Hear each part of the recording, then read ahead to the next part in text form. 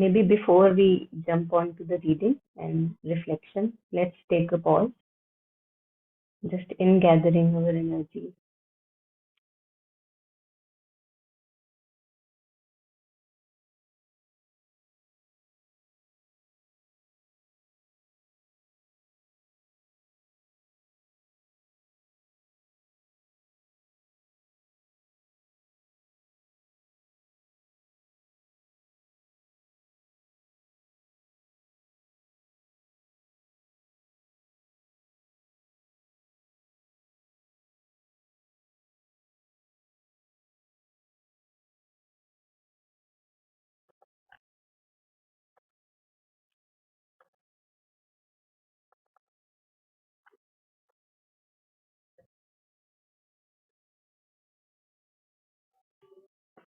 So last time we had taken a few points from Veda of the Body by Dr. Alok Pandey. And I think now we can maybe move on. So last time on this, I had taken up those points. Every disease has its own vibratory mode on page 20. So today maybe we can start with page 21, illness in yoga. Yeah. Yeah. Would anyone want to read it out aloud? You can do it. Yeah, please go ahead. The mother. There is an aspiration within you. I am speaking now of people who do yoga or at any rate know what the spiritual life is and try to walk on the path. Within you, there is a part of the being, either mental or vital, or something even physical, that has understood well, has much aspiration, its special aptitudes, that receives the forces well and is making good progress. And then there are others that cannot, others still that don't want to. That, of course, is very bad. But there are yet others that want to very much, but cannot, do not have the capacity, are not ready. So there is something that rises upwards and something that does not move, that causes a terrible imbalance. And usually this translates itself into some illness or other. For you are in such a state of inner tension between something that cannot or something that clings, that does not want to move, and something else that wants to.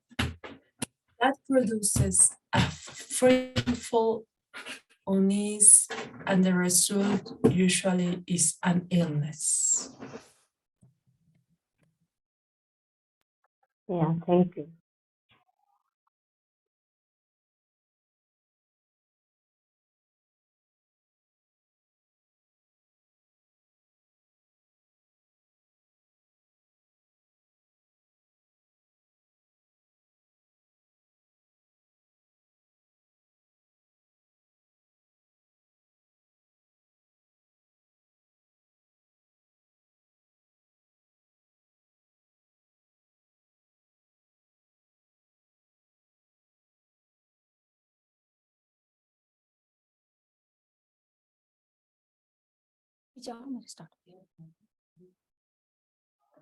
Yeah. Any thoughts, anyone?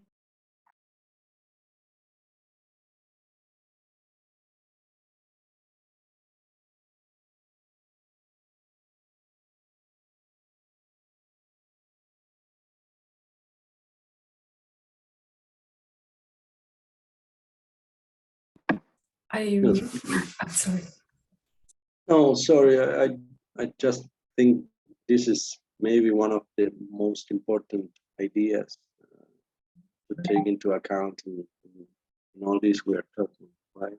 Like the perspective of health in the spiritual path, so important. Yeah, yeah, very true.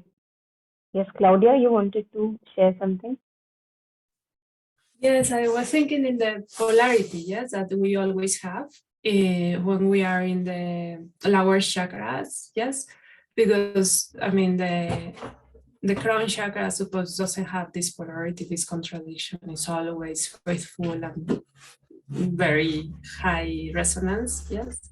Doesn't have these contradictions, but down the chakras is what I was studying. I'm not sure if you have the same idea. They have this polarity all the time that I think is necessary, this friction.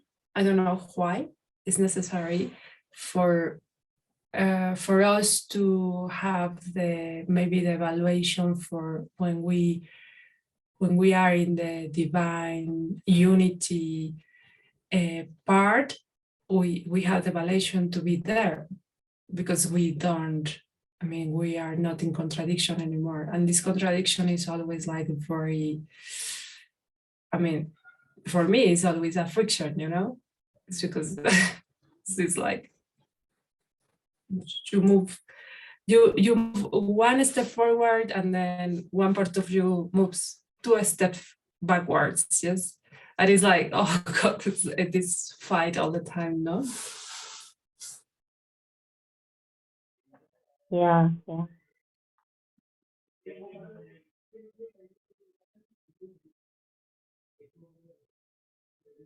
I think many of us may have experienced many times we have breakdowns like within us. And many a times, not all the times, the cause of the breakdown may be ascribed to what Mother is sharing here. That there is a part that wants to move forward, it wants to take a little bit of speed, but then there are other parts which don't want, and then they just break down the system for some time. So you have to give some time to recuperate and maybe, slow down a bit. I'm sure all of us have experienced that. Yeah.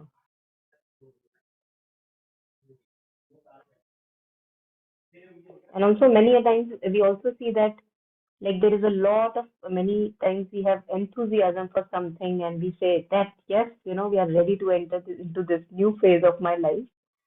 And yet there are other parts, not to name which exactly because it could be any part which is not yet ready, and it just spoils that in one word, if I can use that, it doesn't let you go into that new phase. And it appears like maybe the mother doesn't want me to go ahead right now, So we may give many reasonings to it, but many a times this could also be attributed to this that it's like, it's like a fight is going on within, and uh, the lower parts or the parts that are pulling you down, they don't want you let out of those grooves in which you have been living so far. They just don't want to move out of those grooves because then you are going to be a bit changed person and their sovereignty would end. So they won't let that happen. So many a times we see these phases are also there where when we are really wanting a leap forward in our life in certain direction, and wanting to step out of older grooves like a radical shift. It may sound very strong, but it may be just little something. Then we are just pulled back. Something happens, some even many times outer event that triggers something inner that doesn't let you out of those older grooves that you were operating from. Yeah, and that just means that maybe we require more time or more persistence. And that's why mother says that one of the cornerstones is perseverance.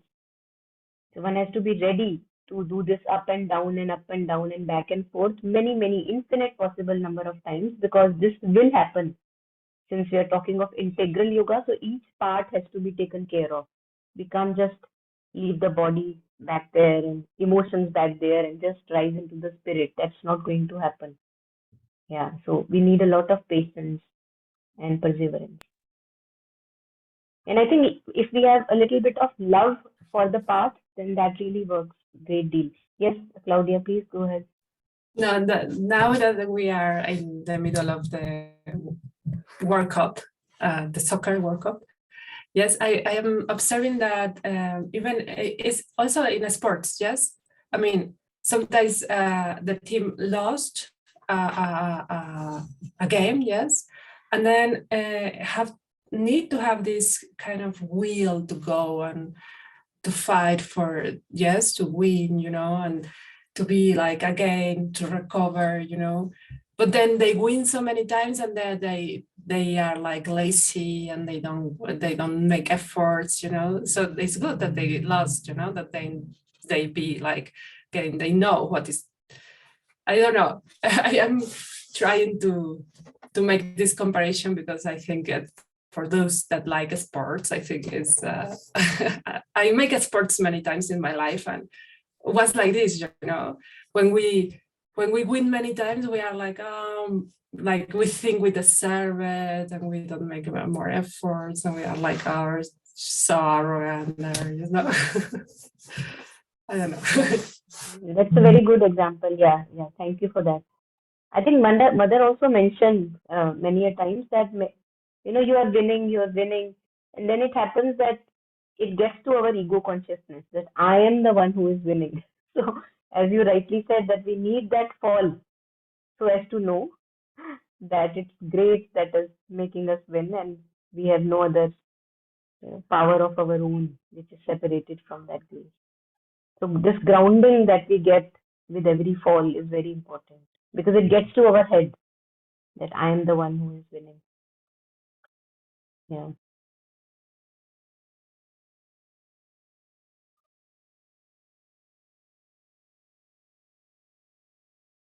Uh, uh, I was just thinking, just few hours back, I had a conversation with my father-in-law who is 80 plus.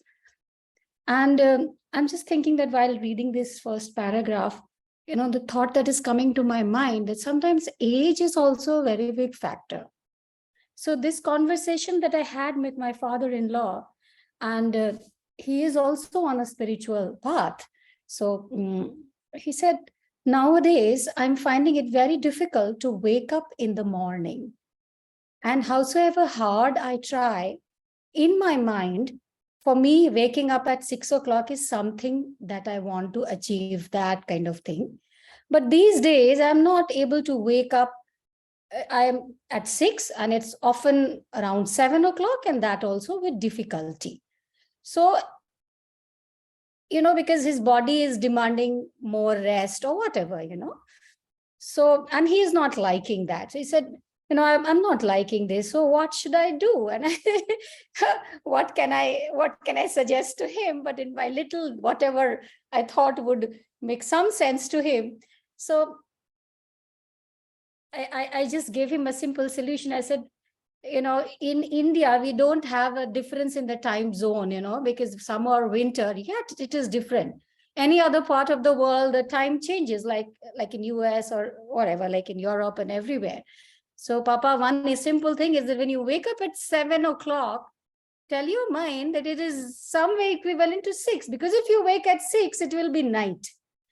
And please do understand, it's so hard at this age to make him understand that the idea of any spiritual journey, the purpose is to sometimes accept our own body, and mind is saying something, mind is wanting to do something, mind has a goal, and body is not able to follow the dictates of the mind, because as we age, the physical body has its limitations. But as I'm reading this, it was what I was able to tell him was also because what we read last time, and and when we are repeatedly reading in different ways, somewhere the same thing.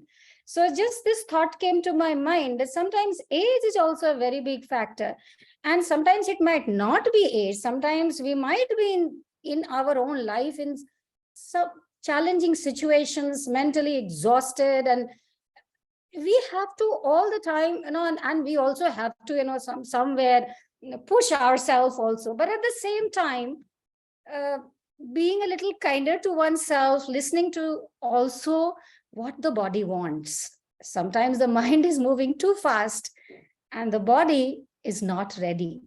So accepting that, and it's not like giving in. Sometimes we think that what we are getting very lazy, and what is it? I'm not able to, and that brings unrest. I have seen it in my home only. That people want to do certain morning mein ye karna, jog karna, ye karna, wo nahi kar, what I am not able to do, then I don't feel nice that my morning has gone waste. Sometimes it happens with me also that I want to do certain things in a certain way and I'm not able to do it. But the idea is to be able to accept that also, that become flexibility, create that flexibility within ourselves, that sometimes there is this demand of the body, then the mind should be able to, with practice, we can, at least if we tell the mind, because what today the mind is thinking is because we have given it a goal already. So it is just following our own dictates. But if there is a change in situation, if the body is not it, if we tell it, if we tell the mind again, if say it loud, say it in your own mind to your mind that it's okay. And it's so amazing that the mind accepts, the body also accepts, they both are in sync. This has happened many times, and you don't feel that unrest. You don't feel that you've missed out, or if you have not done something in a day. So I just thought if age factor would be of relevance here. Yeah, thank you. Absolutely. I think that's a very relevant point. Yeah, thank you. And also, many a times our age may be young, but yet there may be an illness of a, threatening Yeah, kind that we have got. yeah, And there we have to accept that although I'm young by yeah. age, Yes, but this is what I have to live with, and, making even the best of whatever little I yes, have got, yes, So absolutely. absolutely, I think, yes, Yeah, compassion towards oneself and yeah, the yeah, body, the mind, emotion. Yes, thank you. Mhm. Yeah. I think rigidity of Yes, any sort yeah, is really to be let go of. Any sort of rigidity. So here also it may be a rigidity that no, I have to get up at 6, and then it makes me uneasy if I'm not getting up. And I yeah. think it's a very good. I think what I understood is that you said that when you are getting up at even at 7, so think that somewhere in the world there is 6 o'clock. That's what you No, I said. said that tell your mind that in the clock it is 7, but Yeah, outside in the yeah, atmosphere it is just like yeah. 6. So, Wonderful, wonderful. I and think it's a good idea. Yeah, Papa, when you will wake up at 6, it will be so dark outside. Your body has known that when it is dark, it should rest, it should sleep. So, at 80 plus, they become like little baby. Not like little babies, but somewhere like kids, somewhere you have to, they know it, yet you have to reiterate. It's nothing that I am telling him that he doesn't know. I have learned from him, from yeah, them. So absolutely. it Yes. is just One has I'm to reiterate, giving remind. Yeah, back to what he has in some ways taught me. This is my father-in-law, but yet, So I just yeah. said that you घड़ी में 7 बजा है, but अपने दिमाग में 6 बजा दीजिए. आपके बाहर तो Wonderful. वही है, वही वाला 6 बजे सुबह वाला ही है ना. तो चलिए Yeah, उसी हिसाब से. आप क्या 24 घंटे आपके हिसाब से होगा. काम तो हो ही रहा है. beautiful. Yeah, so Yeah, that he yeah, said, okay, yes, and it made, and yeah, I hope it gave him, it's some consolation that yes, if I will wake yeah. up at 7, it's fine. So Yes, it's, yes. so, Wonderful. Yeah, yeah, great. Yeah, thank you. Thank you. yeah, Yeah. thank you. Yes, yeah. Yuan, go ahead. No, yeah, I agree. Like, probably it's not that important what you can do or the time you wake up. Maybe the progress you can make goes in another way. There's a very beautiful documentary.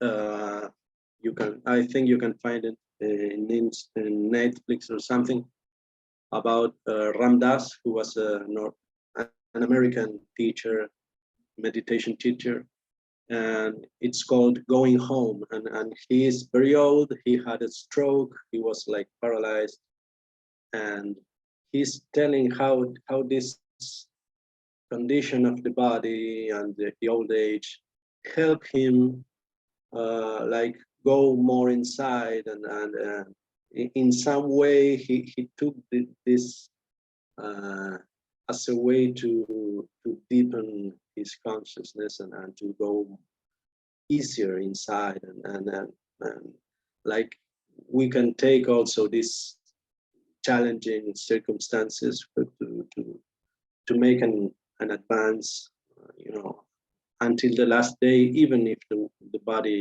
is not working well, we can advance in the path, and then it goes maybe in another way. So, Absolutely. I think that's a very relevant point where you shared the documentary.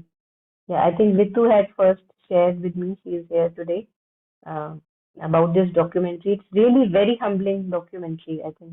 Yeah, thank you for suggesting that. It's called Going Home, and it's available on Netflix. And it's on the journey of Ram Dass, how being a teacher on spirituality for so many years, and then later on undergoing this life-threatening, almost, debilitating condition in which he has to just totally become dependent upon so many people, and how he, with his inner attitude, uses that situation even to ground himself further deeper into his being. Yeah, yeah. It's a beautiful one. Thank you. Yeah. Yeah. Anyone else? Anything to add on here?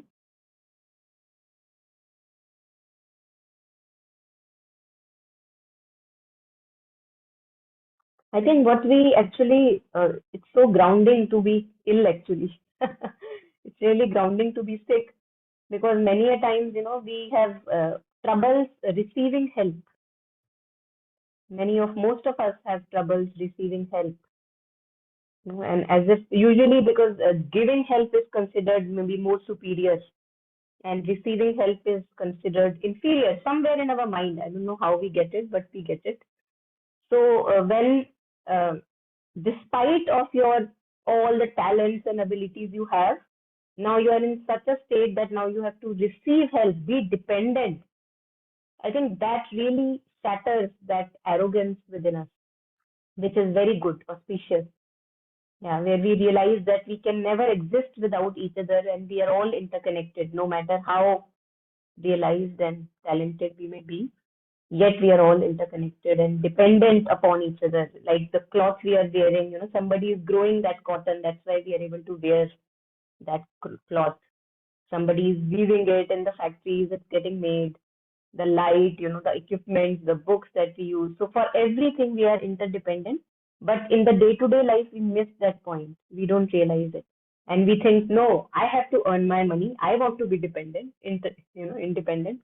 But yes, I think along with that, we forget that although we may earn our money, but even for earning that money, the Shista, resources that I am for you. using, yeah, the resources I think that I I am lost her. using, they're all coming from somewhere. I don't know where I'm getting this noise from. Anyway, yeah. Yeah, so anything anyone wants to add on before we move next? there you are again. We lost you. Yes. Oh, okay. My connection was unstable. Sorry. Okay. Anyway, so we'll go forward then.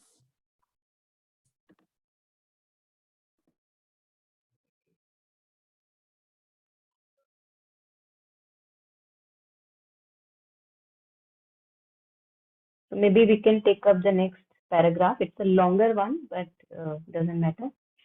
We'll take it one, like a full chunk at once. Anyone who would like to read? You do the yoga.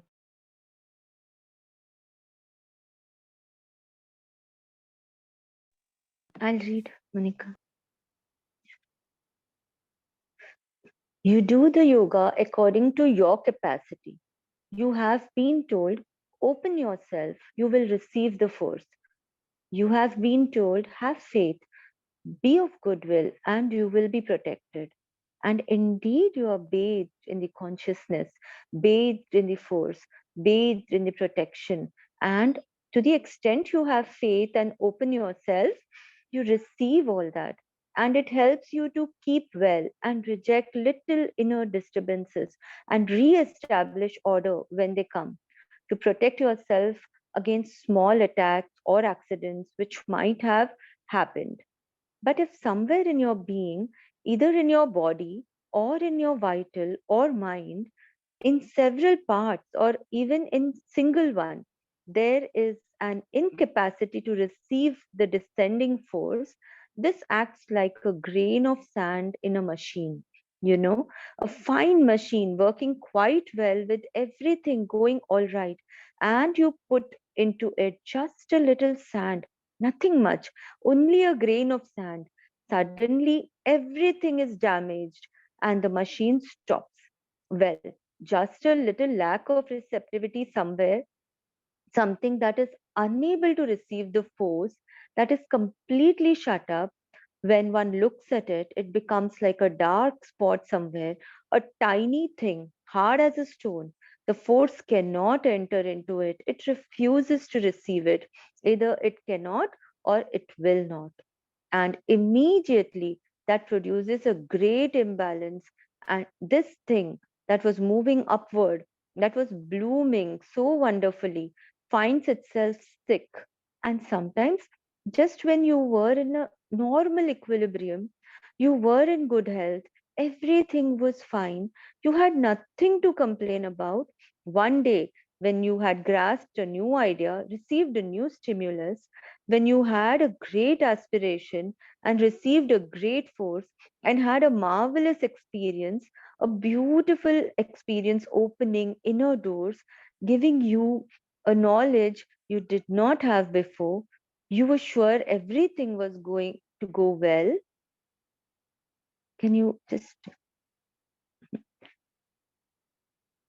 the next day you are taken ill.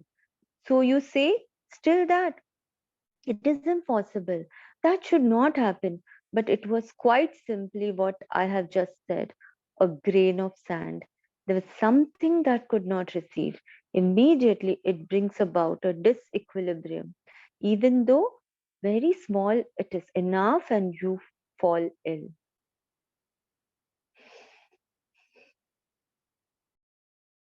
Yeah, thank you so much.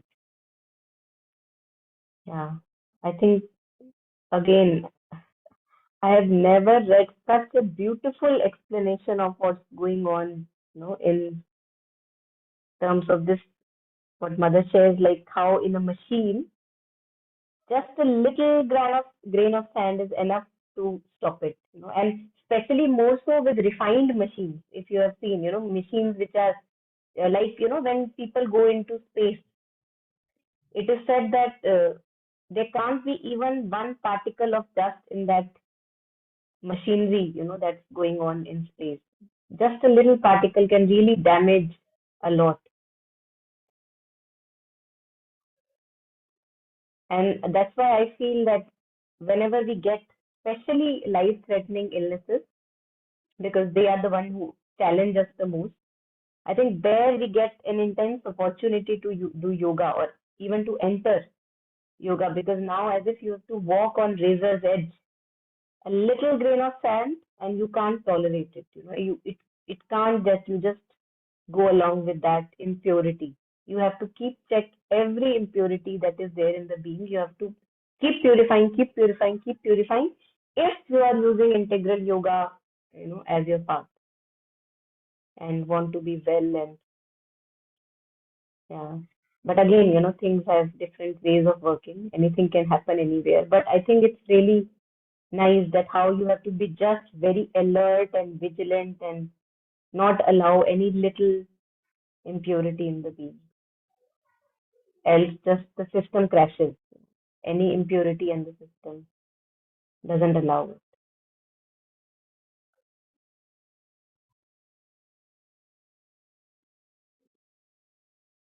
I think many a times it's easier, we usually take care of easy ways, we want shortcuts for everything. So many a times it's much, much easier to keep popping pills and maybe, whatever the scheduled protocols are, to keep doing that rather than to keep a vigilant inside, that no thought impure should be allowed, no thought, no feeling impure should be allowed. The actions have to be consecrated slowly, more and more, more and more. So this is a lot of work, and that's why the easier way is just follow what the protocol people have established in the hospitals, and keep popping pills, because there you don't have to be vigilant. Okay, you can live that unconscious life and still be okay. But when it gets on to our life and death situation, that's why chronic life-threatening illnesses, they, I think, have even a very greater opportunity they present for making us consciously stepping on the path of yoga. If we want, again, it's like free will we have. So.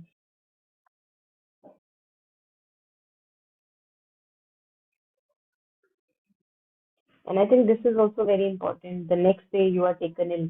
So many a times, something in us feels like really very satisfied, and as if like I'm fixed now, nothing more to fix in me. And suddenly, some impurity comes, and even this arrogance of being high up in the air, although it doesn't feel like being high up in the air, but you just take it for granted that you are okay, and suddenly something is not okay.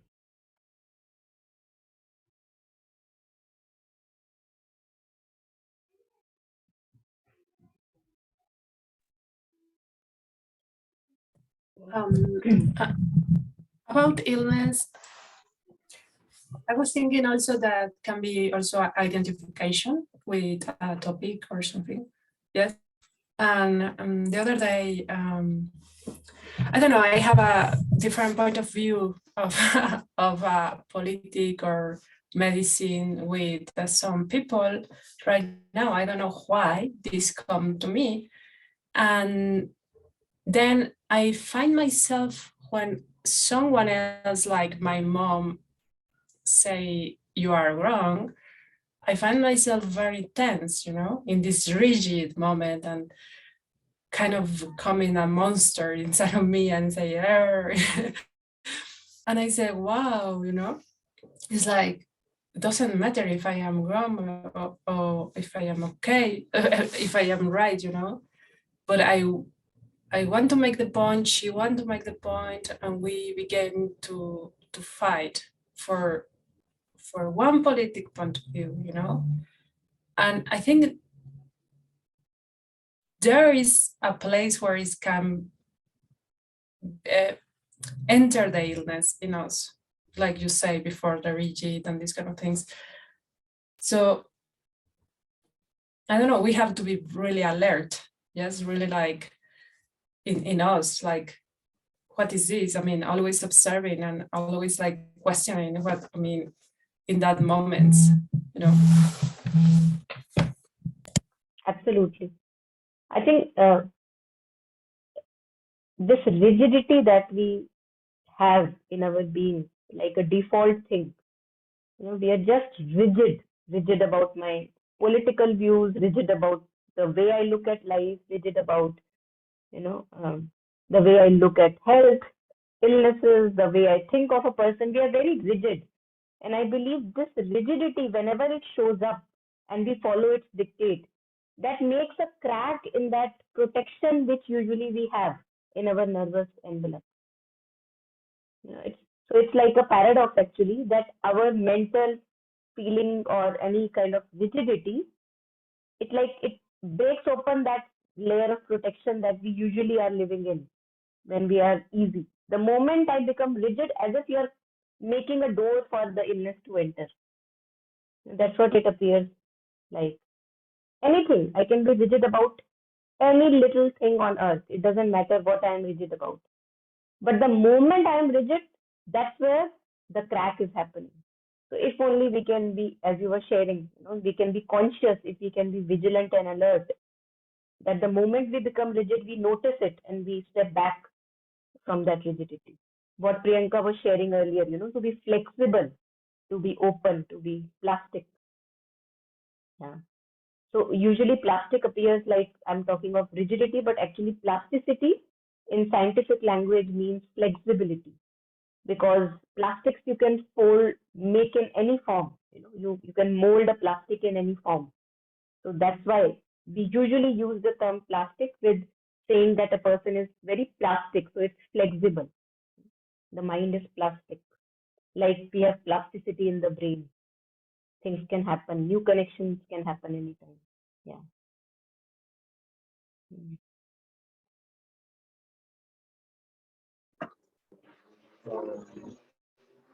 So a couple of months ago, my grandmother died. She was almost 100 years, an amazing health, and a couple of things that I experienced in this being with her this last year. Uh, One of those is like, well, if you have the luck to get to an old age, it can be helpful to. It's a good opportunity to make it more easy to let go. Like it's clearly more easy than if you're young and you have to face a mortal illness or something. And on the other hand, that if you haven't been working on this plasticity of mind, of transforming yourself and learning and open every day your mind to new understandings, it's very difficult. The time goes by, and as you get old, it's more and more difficult to change your mind. Like if you, it's the reflection of what you have been.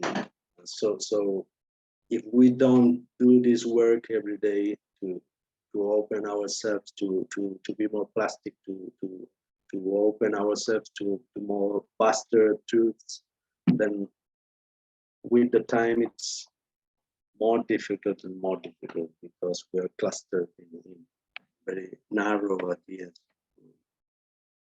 Yeah, that's a beautiful point. Yeah, thank you. Thank you for sharing that.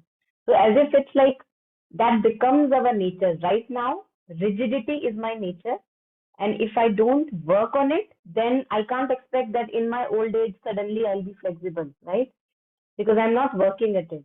But right now, when I have the opportunity, the capacity to understand and do that work of being flexible and less rigid, then when I keep working on it, that becomes my second nature. It becomes my nature. So then it will be easier for me when growing up, even older, to maintain that plasticity of nature because that has become my nature. I don't know how to be rigid.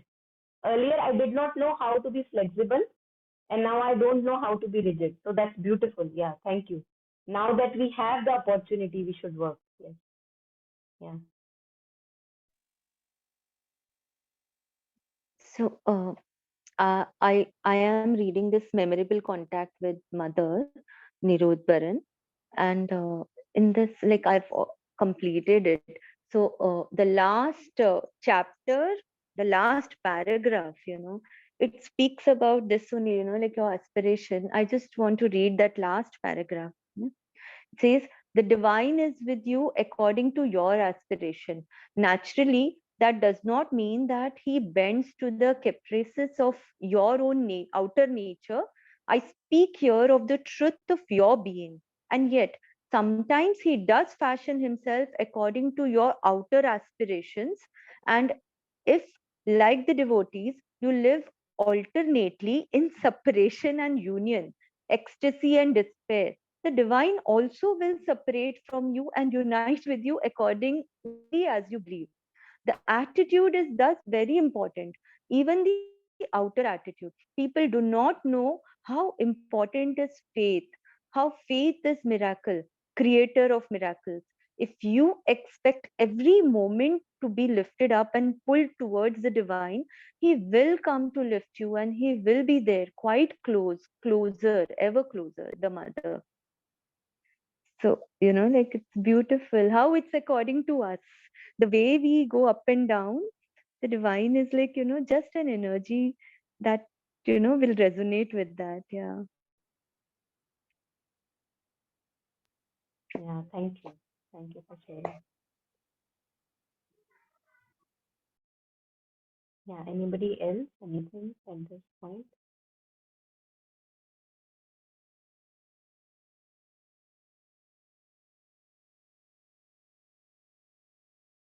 Yeah, I was just thinking about Ramdas also. Like, even I have seen that documentary multiple times. I feel even, I mean, Ramdas is somebody who was like, so devoted to Hanuman, and like, we can also think that, he knew so much, and he had like kind of reached that, level of purity. But this vigilance and, this thing, somehow, while, listening to this discussion, I felt it's still the end. Now, somewhere we were talking about receptivity, like, the progress is there. Like, I think for all of us, we do progress, we'll keep progressing, and yet that one, grain of sand, that is what matters till the end. Yeah. Absolutely. Till the end. Yes. Yes.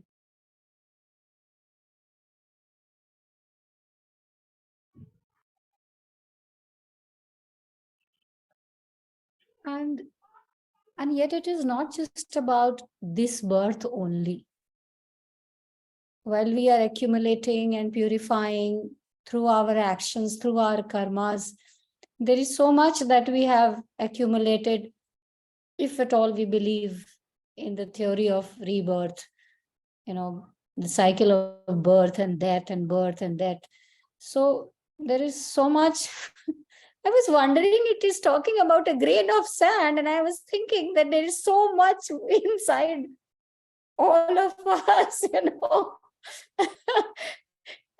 It seemed like grain of sand is so less than what we are already We have barrels full of loaded sand. ourselves with. And yet you see examples of, Ram Das, and also even Ramakrishna Paramahansa, and so many great yogis who achieved that height. And yet, how did they, where did the grain, or was it from this life? I mean, it's so difficult to understand. Yet, I mean, yeah. That's why we call life a Question. mystery, Priyanka. Yeah, Otherwise, it question. won't be a mystery. Again, it's a question mark, to ponder. Yeah. To ponder. It's Yeah. difficult. Yes. Yes. Yes. Yeah. Yes. Yeah. Yeah, Claudia, you wanted to add on anything?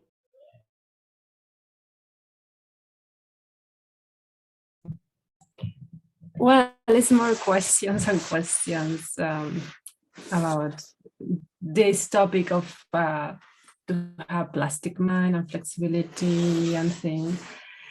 Sometimes I am asking to myself until where I have to have this flexibility until not, because it's certain topics that happen in politics or in humanity that sometimes it's taking me so much, like, so it's so painful to see it, and I say, it's because I am very rigid, or I mean, is what will happen if this is like this, and I take it to the lunatic, I mean, for giving an example,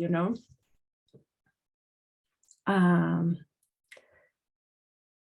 to see this movement of the gay people, that they say that they are so proud to be gay, and you have to accept them.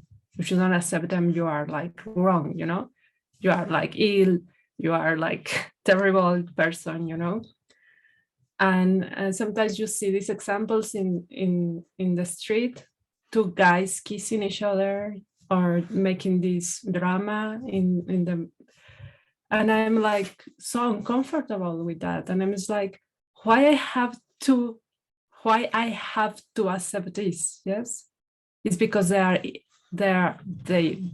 this is equality, this is right, then it's like, so I am really sometimes super confused about it, and even with the topic of abortion, sometimes I say yes, it's fine, but sometimes it's like I say it's too much, it's going too much to the place that nobody get to stand up,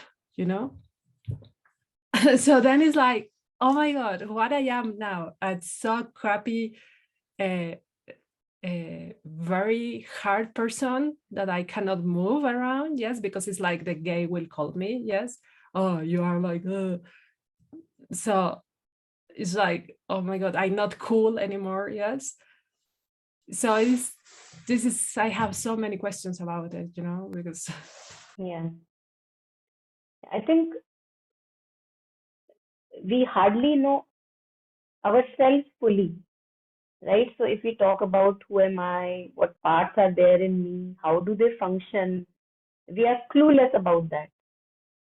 So I think when we see this, that I know hardly anything about my own inner being, then we can actually be sure that whatever opinions we have about the outer matter, they may have their validity, but they are not absolutely true. We don't know the larger picture. We don't know the larger picture. So I think then I don't have to, I don't feel any frustration in accepting whatever, changes are coming in society, which may be to my ideas, maybe too modern or too contemporary, and I'm not able to accept because I don't know. So I think this I don't know is a big blessing because actually we don't know. We don't know the larger plan. And if the divine is just a straightforward machine, then the world wars, etc., would not have happened. Right? One can say, how can divine allow so much of cruelty? But the divine allowed it. The point is that it did happen. So many years of barbarism and really atrocities on not only animals, human beings, everywhere. Too much bombarding. So when that is having a proper place in the larger view of how the evolution has to proceed, then whatever changes we are seeing right now in society, that too has its proper place. But I don't know its proper place. I think that's where we have to take our stand. If only we have to be rigid, we can be here that I don't know its proper place. I hardly know about myself. How can I claim to know the outer movement? So I think there we can get a little consolation that, relax, really chill. You have no clue what's going on. And right now, what appears to be not that great may show its greatness later on in couple hundred years when we have moved ahead from who we are right now. So we really, really don't know what's going on. So there we can step back from our rigidity regarding even these outer matters. Hmm?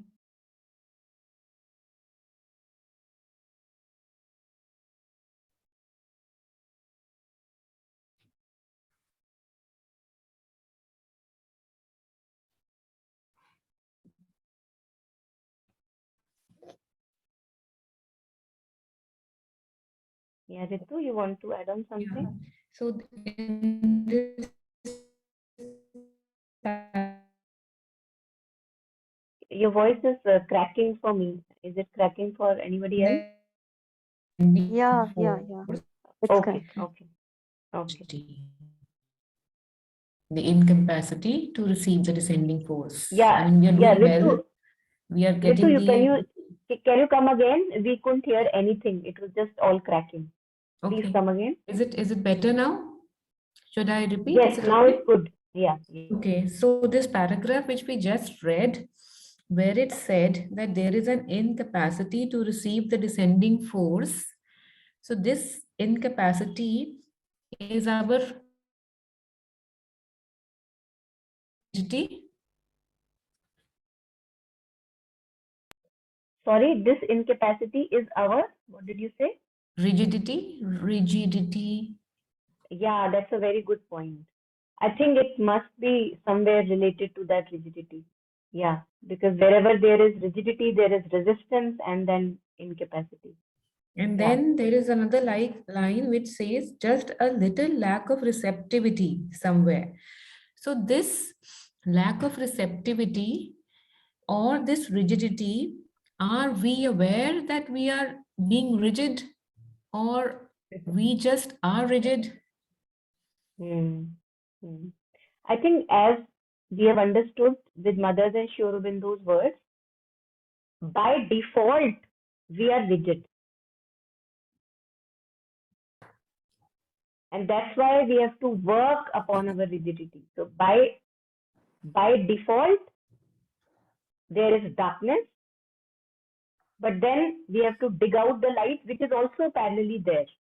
So by default, we have many rigidities, although there is also plasticity, because that's why we move forward.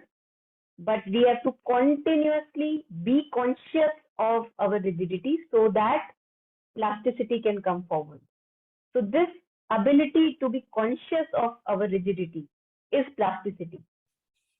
In one way we can say, because rigidity won't be able to turn towards itself and look at, oh, I am rigid, right? There needs to be another light and plasticity which turns around and say, oh, this in me is rigid. And that's the ability which is there with human beings. That's why human birth is so precious. That we can look at ourselves and see, oh, I am being rigid here. So that capacity we have to make use of. Yeah, I that's think, the light yeah. that is given to us. Yes, Shweta?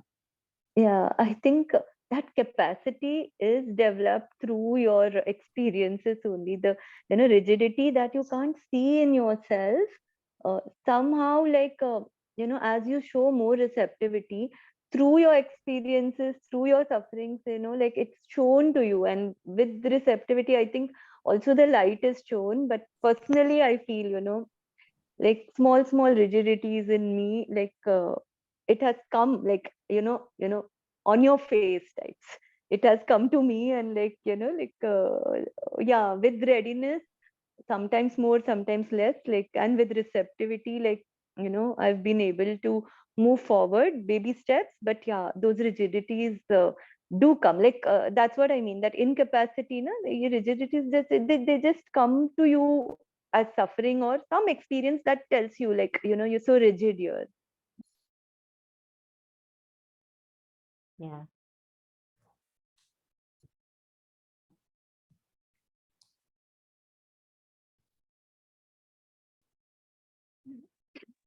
Sometimes we are not aware of our rigidities.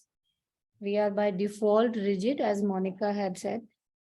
And I think sometimes it is there in our awareness, some rigidities that we are carrying. But at the same time, it is there in us, our inability to change it also.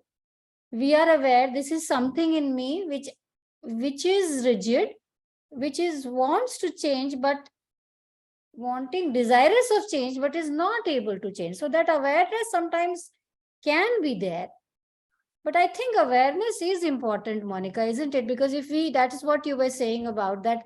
I think that awareness, the very awareness is the plasticity, is the even the beginning of at least turning towards plasticity. Because until and unless one diagnoses a disease, how can one even treat it or cure it or whatever?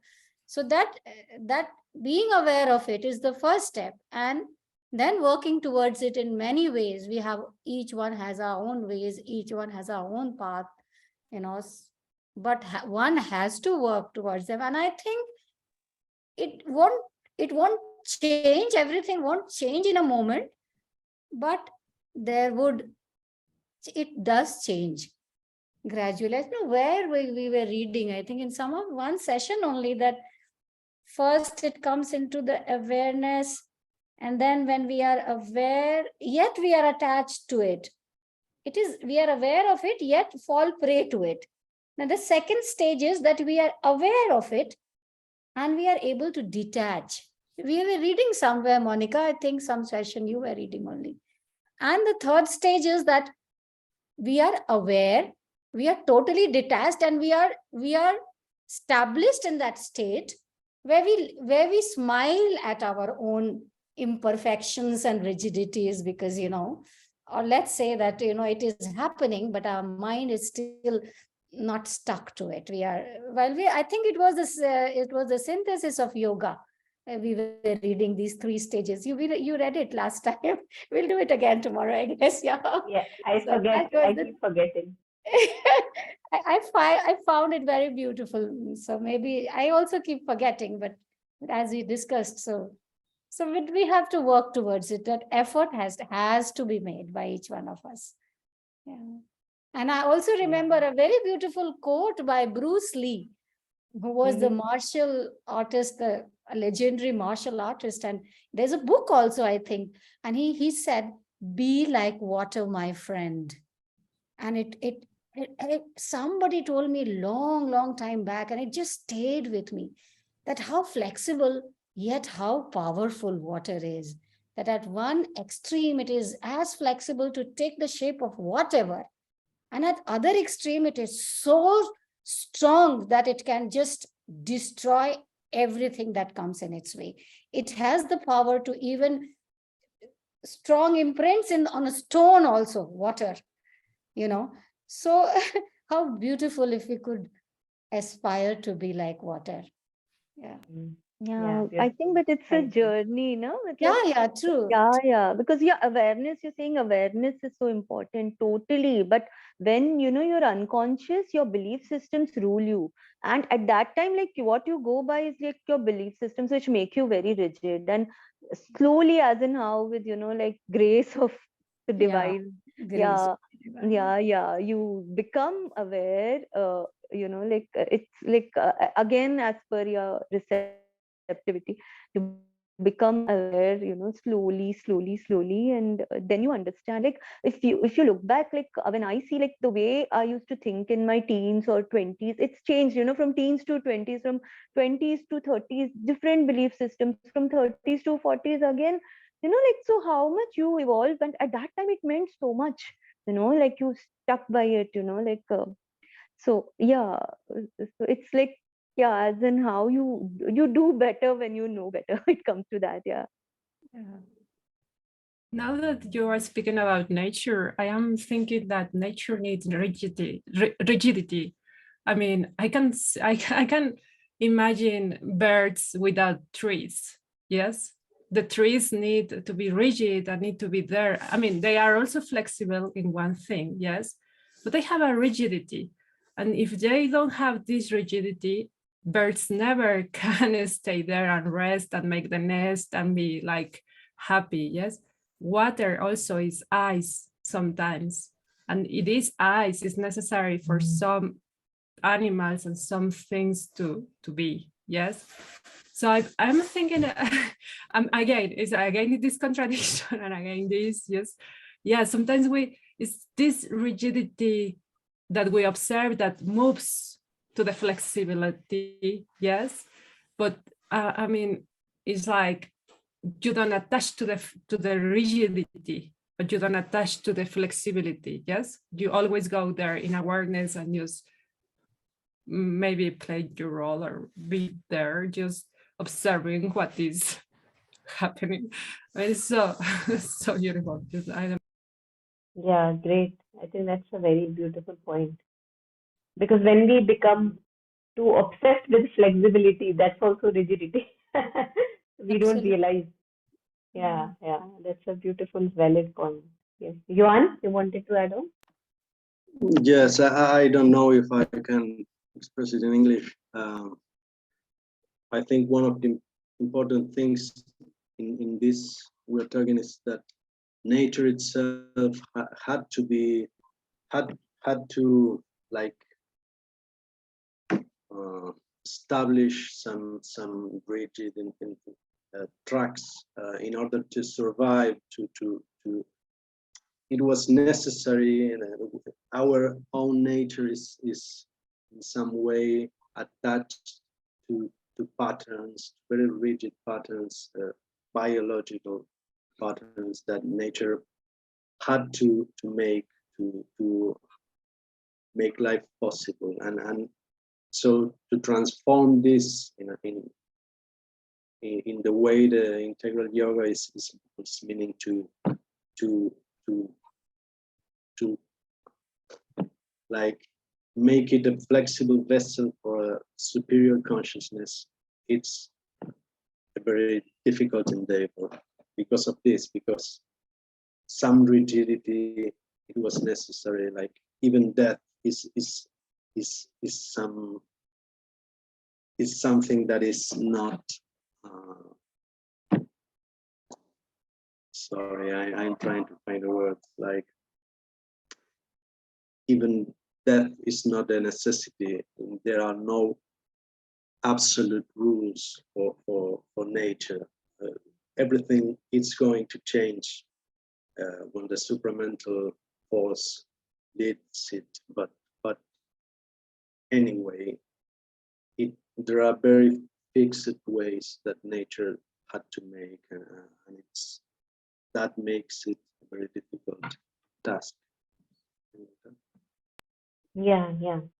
I think we see here a kind of a balance of rigidity and flexibility. That's what is appearing, that, for example, when Mother would say, Sri Aurobindo, ego is the helper, ego is the bar. So ego is actually a rigidity that we first have to develop, because there is just like a sloppy mass of suggestions, thoughts, feelings, but who am I? Who am I?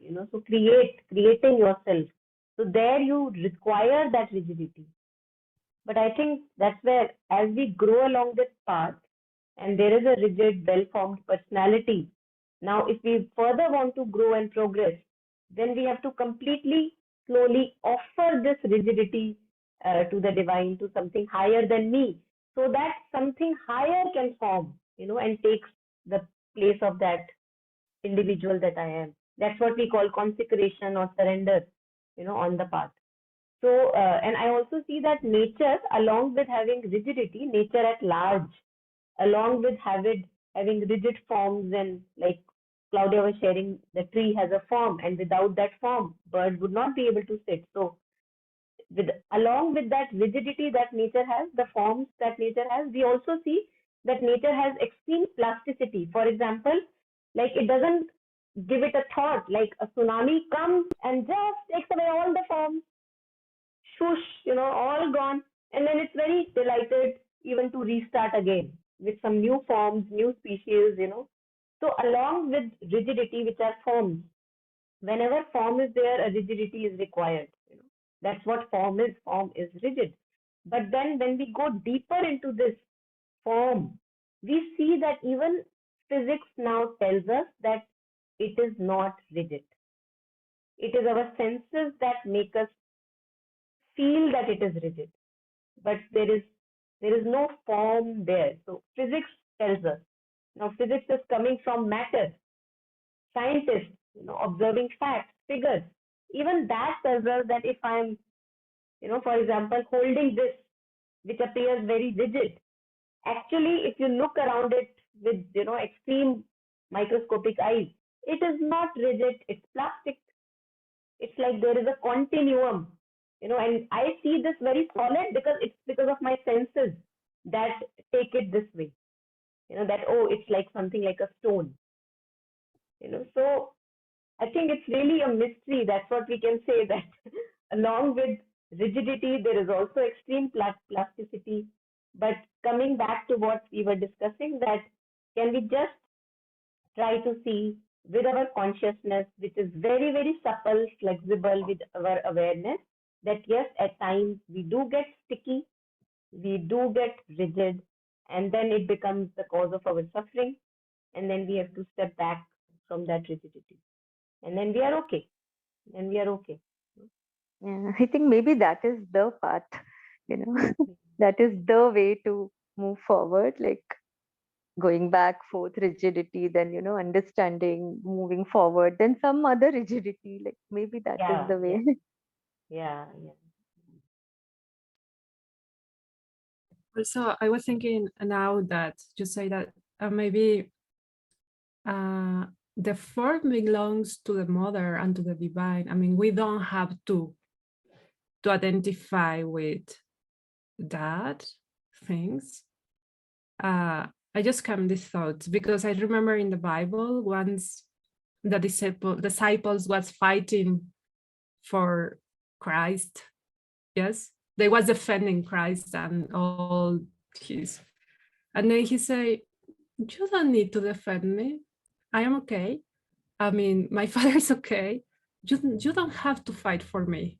You don't have to take the weapons. You don't have to fight for me. Everything is okay. I mean, and it's like, it's true. I mean, just come this to my mind, you know? So then it's true. It's like, I mean, they are taking care, like you say, it's like they are taking care about it, all these things. Yeah. Yeah. I think what Yuan was sharing, that it's like a very difficult balance of rigidity, flexibility, and where do I get to know where to be rigid. I think something on that you had shared, and what came to me was that that's why for us who are with Mother Sri Aurobindo and their, a connection with the mother, I think the path has been made such, what can be a shortcut than that, that mother says that you don't have to do the yoga yourself. You just keep opening yourself to me and I will do the yoga. You cannot do the yoga by yourself. It is not possible. All that we are required to do is to keep opening ourselves to the mother, to keep remembering, to keep have a parallel consciousness on the mother. Whatever work we are doing, keep offering the mother. And then mother will guide what is the right way ahead. And that's what we were going through with Champak Lal, how he did it, like in such a simple manner, just continuously opening oneself to the mother. And then that's easy, there we don't have to calculate much, how much percentage of rigidity is required and how much flexibility is required. That mother will decide. Yeah.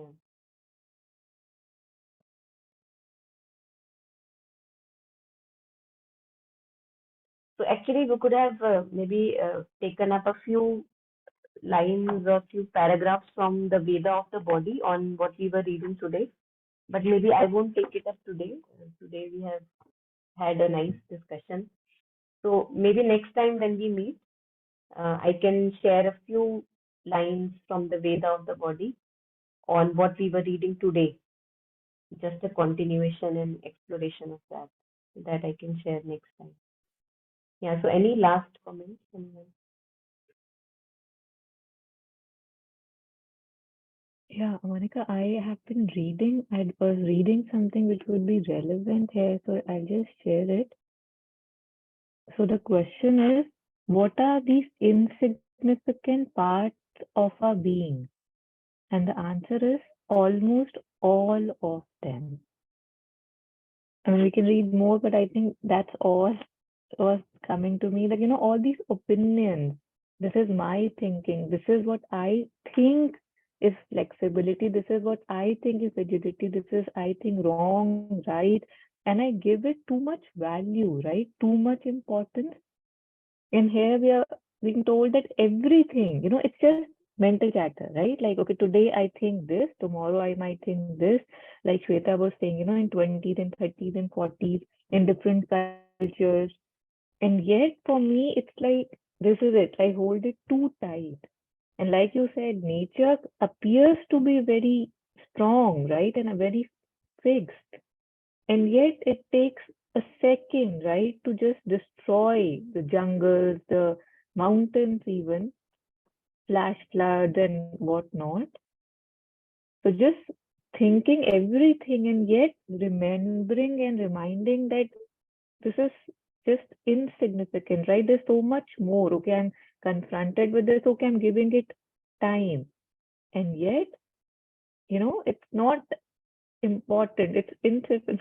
So, just like having both of these together, I think is also possible, right? Giving it attention and realizing that I'm giving it attention, and yet it is insignificant. And I don't have to stop here or get stuck here. We can read this if we want. Yeah, I think it would be nice if you just read this bit, the first paragraph that you have shared. Okay. So I'll just start. What are these insignificant parts of our being? Mother says almost all of them. There are very few things which are not insignificant. All your ordinary reactions, ordinary thoughts, sensations, actions, movements. All this is very insignificant. It is only at times when there is a flash of the higher consciousness through the psychic and opening into something else, a contact with the psychic being, which may last for a second. At that moment, it is not insignificant. Otherwise, all the rest is repeated in millions and millions of copies. Your way of seeing, acting, all your reactions, thoughts, feelings, all that is ordinary. And you believe you are extraordinary, particularly when you are seized by extraordinary sensations and feelings, those that you consider extraordinary. You believe you are lifted higher, nearing something superhuman, but you are quite mistaken. It is nothing but an ordinary state, deplorably ordinary. You must enter deeper. Try to see within yourself if you want to find something which is not insignificant.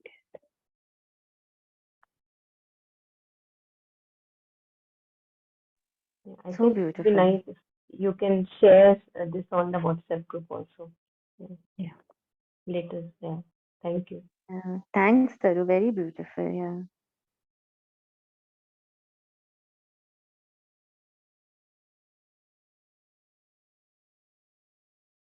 I just love the last line too, because it answers the questions that we have been raising, that how do I even know the rigidity? Nobody can answer this.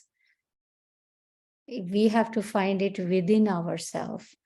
And that can only happen by entering deep within. That is what Mother says. That revelation will happen only by going deep within our own self. And that is so, so beautiful. Thank you, Taru.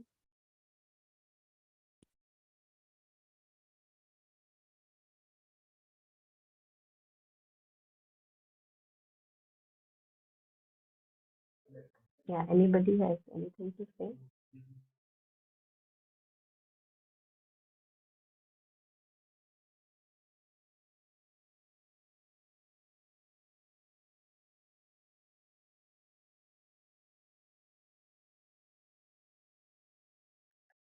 You know how the Sunma shares many times that how if we become conscious of our thoughts, it's like same thoughts, feelings, sensations repeating itself, you know, like a tape, like a chatter in the background, and what's just was shared. You know, just it's just very insignificant repetition of kind of million times of the same thing over and over again, over, and to that we give so much of importance. I think that's what becomes the cause of our suffering. Taking ourselves too seriously, this repetition, taking our repetitive self too seriously becomes the cause of our suffering.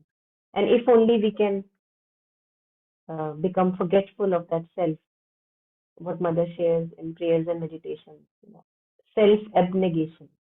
Don't give yourself too much importance. Don't give your opinions, thoughts, feelings too much importance. That really helps. So that chatter may go on in the background. We may be conscious of that chatter, but we don't have to give any importance. Like it doesn't matter.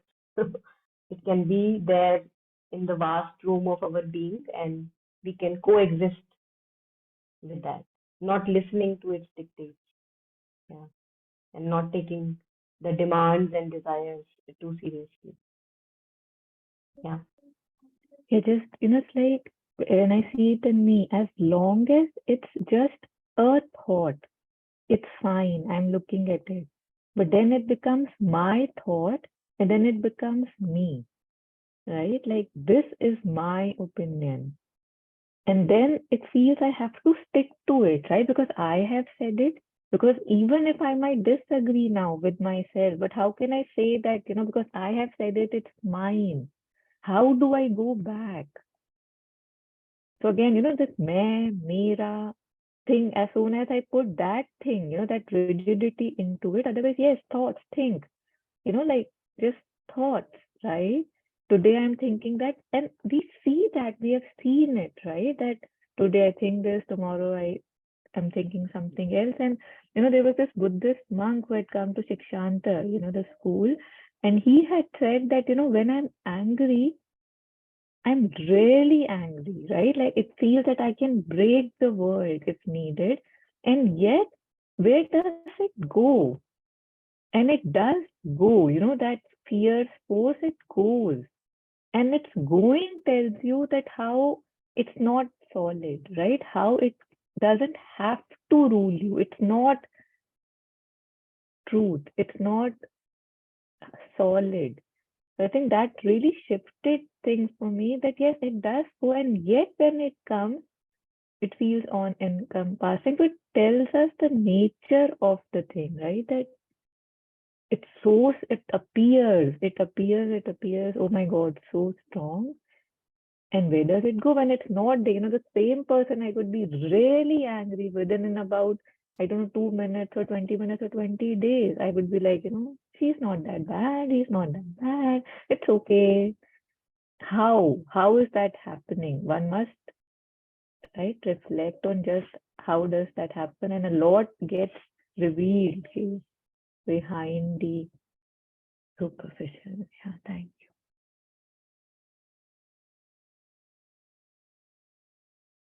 One can connect what you were sharing. One can connect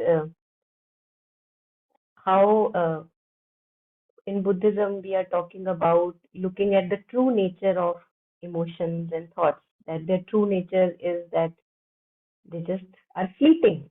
They are not there, as you said. They arise from emptiness, go back into emptiness. Something which I may have passionately stood for, when I was young. Now it's not that strong for me. So where did that strength go? That the intensity with which I was holding on to that opinion so tightly, that's not there anymore. So I think in Buddhism also we say that when we look into true nature of these things which are coming and going, we see that they arise from emptiness, go back to emptiness. And when we really understand this, then we can't take them so seriously as we take, right? Then Mother says that, Sri Aurobindo says that whenever you are dealing with something lower in you, some pull, some struggle in your being, then he says that don't identify with the struggling one, because you are not the struggling one. Mother says identify with the consciousness which sees everything. Buddhism says that you are that awareness which is witness of everything. So I think it's like, we find a common ground everywhere in all these teachings, that we are the ones in whose presence these things like anger, jealousy, demand, desire come and go. But I am not that. I am not that. Yeah, I am the one in whose presence the play can happen, is allowed to happen. And that makes us really kind of, expanded. Yeah. And as soon as I identify as the suffering one, then I want to take that pill. Right? Yeah. Before that, it's fine. I want distractions. I want, numbing of senses if it's happening too Yeah. much, outing, shopping, alcohol, distractions, because then it's me and it's that mountain is on my head. Yeah. Or it can just be a mountain, right? That I'm seeing that. I'm so seeing, that yes. shift, yeah. Yeah. Absolutely. Absolutely. So I think the thing that you were making, that there can be sadness present, and I can see the sadness, let it be for some time, like a visitor, how Jeff Foster says, and Rumi says, like, let it come like a visitor. And if I am the one who is sad, then life becomes trouble, then I want to do all the things to take care of that sadness. But if I can, yeah, it's just a fine line of kind of a delicate balance that we at times trip over. Yeah.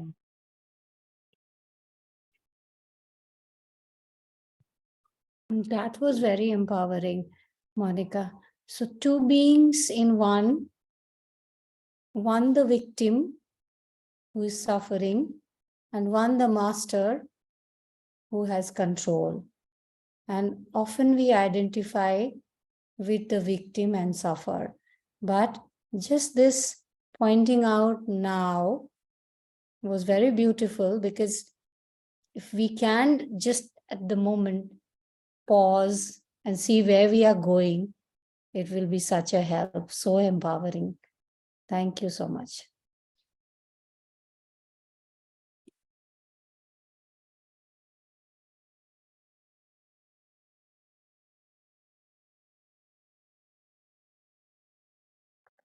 Okay, so yeah, anything, any last comment, anyone before we? Okay, so maybe we can just take a one silent moment to ourselves, just to share and dedicate the merit as we do.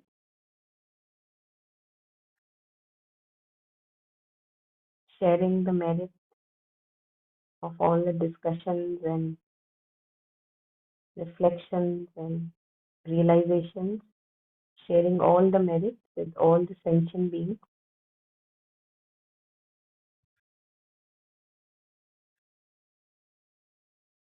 May we have peace in our heart,